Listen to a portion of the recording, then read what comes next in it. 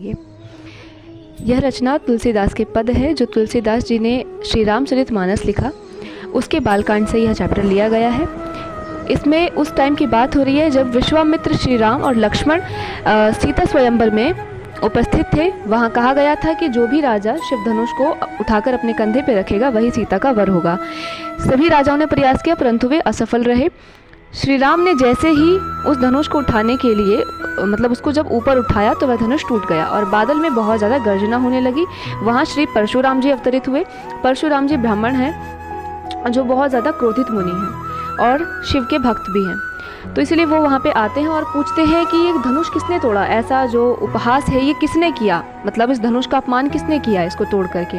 तो वही वो पूछते हैं और उन्हीं तीनों के बीच में लक्ष्मण, श्री राम और परशुराम जी के बीच में यह संवाद है। चलिए शुरू करते हैं। पहला जो काव्यांश है वो कहता है, नाथ संभ धनु भंज निहारा, हो ही केव एक दास तुम्हारा। जब परशुराम जी पूछते हैं क्रोधित होकर यह धनुष तोड़ने का अपमान किसने किया, धनुष को तोड़ा किसने है, तो श्री राम जी विनम्रता पूर्वक कहते हैं कि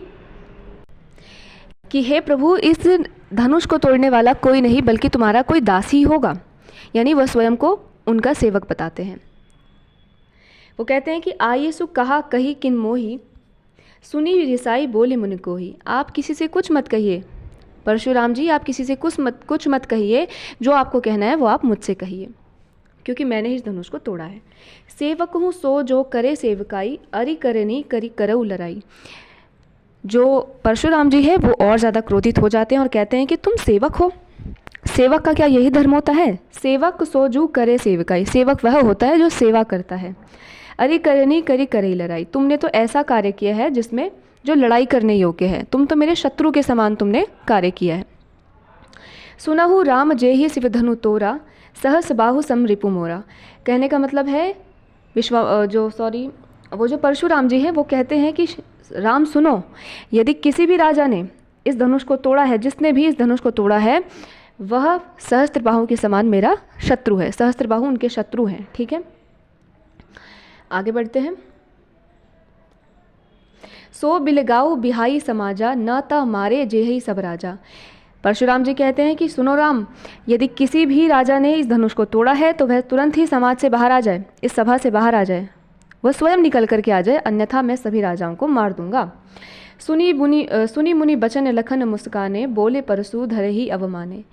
यहाँ पे जो लक्ष्मण जी हैं बहुत ज़्यादा शरारती टाइप के हैं, तो वो क्या करते हैं, धीरे से मुस्कुराते हैं और कहते हैं मुनि के वचनों को, ये मुनि अर्थात परशुराम जी, उनके वचनों को सुन करके कहते हैं, उनको व्यंग देते हुए कहते हैं कि बहु धनु ही तोरी लरिकाए, कबहु नासी ऋषि किन्हीं गोसाए।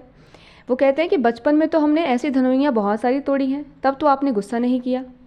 यही धनु पर ममता के ही हेतु, इसी धनुष पर आपको इतनी ज़्यादा ममता, इतना ज़्यादा लगाव क्यों है? सुनी रिसाई कह भृगुकुल केतु।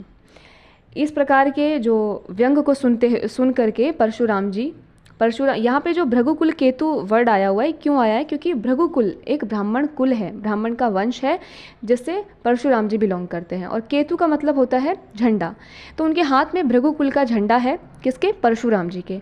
तो उस झंडे के समान वे क्रोधित होकर के बोल रहे हैं, क्योंकि झंडा बहुत ज़्यादा वो खतरनाक झंडा है। ठीक है, वो कहते हैं कि रे नृप बालक काल बस बोलत तो ही न संभार।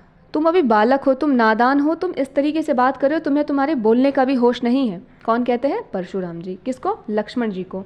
धनु ही सम त्रिपुरारी धनु विदित सकल संसार। पूरा संसार ये जानता है कि यह जो धनुष है कोई साधारण धनुष नहीं है, ये तो शिव जी का धनुष है, जिनका मैं परम भक्त हूँ। आगे बढ़ते हैं। तो ये हमारा पहला जो काव्यांश था वो ख़त्म हो गया है। दूसरा काव्यांश शुरू करती हूँ मैं। लखन कहा हसी हमरे जाना, सुनहु देव सब धनुष समाना। लक्ष्मण जी कहते हैं कि देखो, हमारे लिए तो सभी धनुष एक समान है, क्योंकि हम क्षत्रिय हैं और हमारे लिए सारे धनुष समान हैं। तो हमें ऐसे धनुष से कोई लाभ या हानि क्या, जो कि बहुत ही पुराना है। का क्षति लाभ हो जून धनु तोरे। जून अर्थात जो बहुत ज़्यादा पुराना हो चुका है। तो ऐसे पुराने धनुष से तो हमें ना तो कोई लाभ है ना हानि है, तो हमें इससे कोई लेना देना नहीं है। टूट गया तो टूट गया। देखा राम नयन के भोरे, यह तो राम जी की आंखों से बस धोखा हुआ है। छुअत टूट रघुपति ना दोषु, इसमें रघुपति अर्थात श्री राम का कोई दोष नहीं है।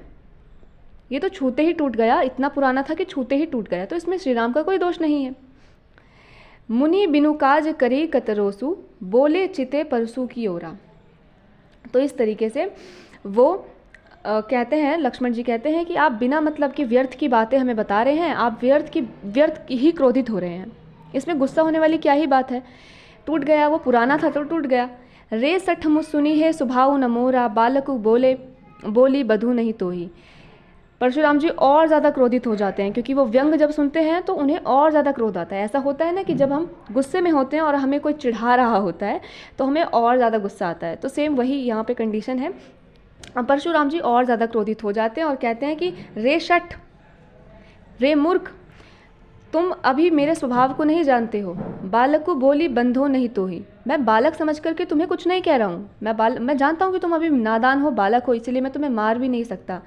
केवल मुनि जड़ जान ही मोहि, तुम केवल मुझे जानते हो कि मैं एक मुनि हूँ, मैं एक साधु हूँ, तुम मुझे सिर्फ इतना जानते हो। लेकिन विश्व विदित क्षत्रिय कुलद्रोही, पूरा विश्व यह जानता है कि मैं क्षत्रियों का कौन हूँ, दुश्मन हूँ, क्योंकि परशुराम जी ब्राह्मण हैं और क्षत्रियों के दुश्मन भी हैं। वो कहते हैं कि विपुल विपुल बार मही दे वही दीन ही, सहस बाहु भुज छेद निहारा, परसु बिलोक मही पुकुमारा। अर्थात मैंने इस भूमि को क्षत्रिय शून्य कर दिया था, यानी यहाँ पे एक भी क्षत्रिय नहीं बचा था।